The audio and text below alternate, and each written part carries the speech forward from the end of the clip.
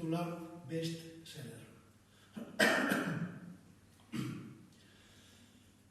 Para cuando el editor prestó atención al manuscrito del autor novel, el inspector que seguía la pista al asesino se había jubilado y vivía en un hogar de ancianos.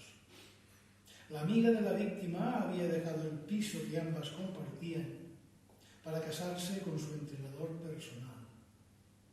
El principal sospechoso tenía trabajo estable y había prosperado tanto como para dejar detrás la delincuencia. La joven incauta que pasaba aquella noche frente a un edificio en construcción acabó cambiando la ruta tras conocer a un compañero de clase que tenía coche. El tardío interés del editor por publicar aquella historia obligó a poner todo en su lugar. Hubo que destruir y volver a construir el edificio en el que se hallaba la escena del crimen. Las dos chicas volvieron a vivir juntas tras arruinar sus respectivos matrimonios.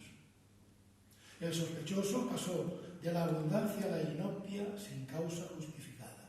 El inspector abandonó el geriátrico, retomó el caso. Para entonces, el aspirante a novelista había asumido su fracaso como escritor. El público se había vuelto más exigente. El nivel del mar había subido a causa del cambio climático. Que todo volviera a ser como antes supuso un esfuerzo editorial